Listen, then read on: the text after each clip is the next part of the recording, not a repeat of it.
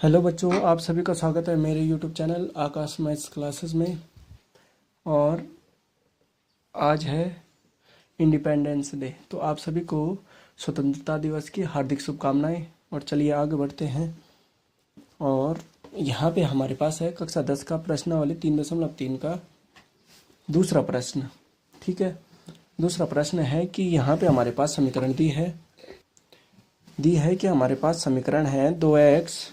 यहाँ पे हम समीकरण लिख देते हैं कि 2x धन 3y। हल करते हैं इसको, तो यहाँ पे दिया है 2x धन 3y बराबर दिया है 11। ये समीकरण हो गई एक।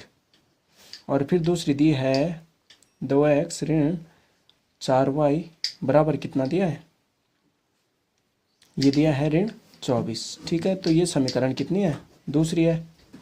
तो अब हमें यहाँ पे क्या करना है कि यहाँ पे वाले समीकरणों को हल कीजिए और मान ज्ञात कीजिए।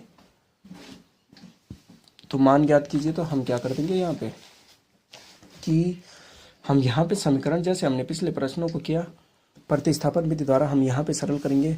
तो प्रतिस्थापन विधि द्वारा करते हैं तो हमारे पास क्या हो जाता है कि हम क्या करेंगे कि समीकरण एक से x का मान लेने पर, ठीक है, x का मान लेने पर, ठीक है, लेने पर, तो x का मान लेने पर देखो आसान है, यहाँ पे कुछ भी समस्या है इस प्रकार नहीं है कि जो कि आपको समझ में ना आए। समीकरण एक है हमारे पास 2x धन 3y बराबर है 11। ठीक है, ये समीकरण एक को लिया था हमने। तो अगर हम यहाँ पे मान लेते हैं तो हमारे पास कितना आता है, ये आ जाएगा हमारा, x का मान ले रहे हैं तो 2x बराबर कितना हो जाएगा 11 ऋण 3y, और x बराबर कितना हो जाएगा 11 ऋण 3y बटे 2। ये माना गया हमारा x का। ठीक है, यहाँ पे हमें पक्षांतर करना पड़ता है बस, बाकी हमें यहाँ पे कुछ नहीं करना पड़ता है, इतना मुश्किल नहीं है। अब समीकरण एक से हमने x का मान लिया, तो हम करते हैं यहाँ पे समीकरण दो में x का मान रखने पर, x का मान क्या रखेंगे 11 ऋण 3y बटे 2 मान रखने पर।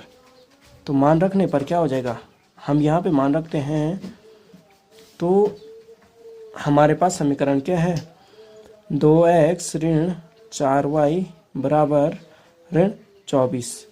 यह है समीकरण दूसरी। तो यहाँ पे हमें x का मान रखना है, तो x का मान क्या रखेंगे, अब यहाँ पे देखो हमें x का मान रखने पड़ेगा यहाँ पे। ठीक है, तो 2 गुना कितना हो जाएगा 11 ऋण 3y बटे 2 ऋण 4y बराबर ऋण 24। ये समीकरण थे हमारे दो, और इसमें हमें मान रखना था क्योंकि हमने एक समीकरण का मान दूसरे में रखते हैं। तो तब हमारे पास क्या हो जाएगा, तब हमारे पास हो जाएगा कि 11 से हम इसको भी गुणा करते हैं, 2 से 11 को भी गुणा करेंगे और 3 को भी। तो या तो हम यहाँ पे इनको काट दें, चलिए यहाँ पे गुणाई कर देते हैं। तो यहाँ पे हो जाएगा 11 दूनी 22 और 3 दूनी 6y।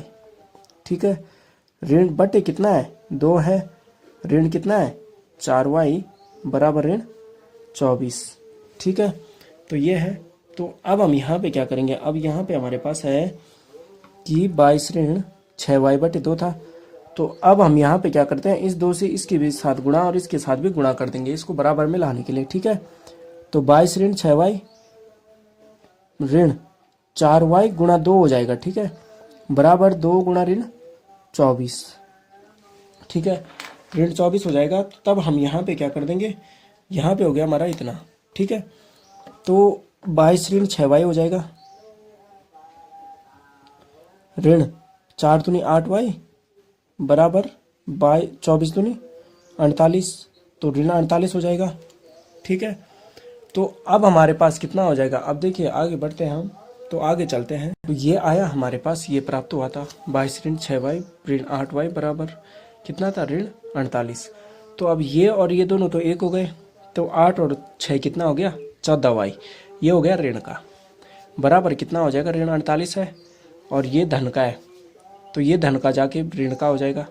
ठीक है, तो हमारे पास ऋण 14y बराबर कितना हो जाएगा, हमारे पास हो जाएगा 8 और 2 10 और 4 और 1 5 और 1 6। ठीक है, ये हो जाएगा हमारा 70 हो जाएगा ये हमारा, 4 और 2 6 और 1 7 हासिल भी है। तो y बराबर कितना हो जाएगा, ऋण y था तो ये हो गया ऋण 70 बटे, अब ये तो धन का रहेगा, ऋण 14, तो 14 एकम 14, 14 पंजे 70, तो ये ऋण ऋण का हो जाएगा धन। तो y बराबर आ गया हमारा 5। अब इसी मान को हम समीकरण, अब ये आ गया हमारा y बराबर 5, तो अब हमें x का मान ज्ञात करना है। ठीक है, तो x का मान ज्ञात करने के लिए हमारे पास क्या हो जाएगा, अब देखिए आगे करना है हमें x का मान ज्ञात, तो y का मान तो आ गया हमारा इतना। अब देखो हमने वहाँ पे क्या किया था कि समीकरण 1 का मान समीकरण 2 में रखा। अब समीकरण 2 का मान, देखो समीकरण 1 का मान समीकरण 2 में रखा, अब 2 का मान जो आएगा वो समीकरण 1 में रखेंगे। तो समीकरण 1 में y का मान रखने पर, y बराबर कितना 5 रखने पर,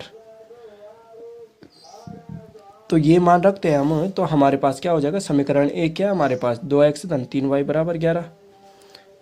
ठीक है, ये है समीकरण 1। ठीक, तो यहाँ पे y बराबर हमें 5 रखना है, तो 2x धन 3 गुणा 5 बराबर कितना हो जाएगा 11। ठीक है, तो 2x धन 5 दिया 15 बराबर हो गया 11, तो ये कितना आ जाएगा हमारा, ये आ जाएगा 2x बराबर कितना हो जाएगा 11 है, ये धन का है, ये ऋण का हो जाएगा।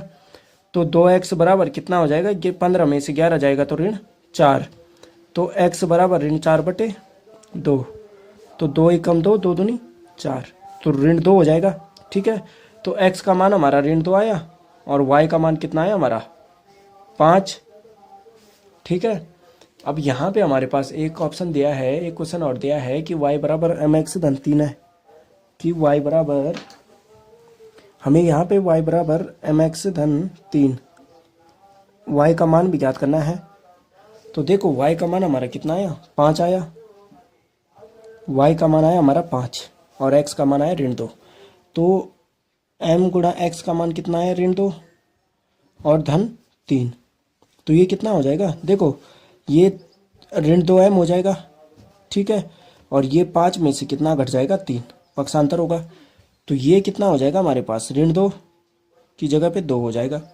ठीक है, तो ऋण 2m बराबर कितना हो जाएगा 2।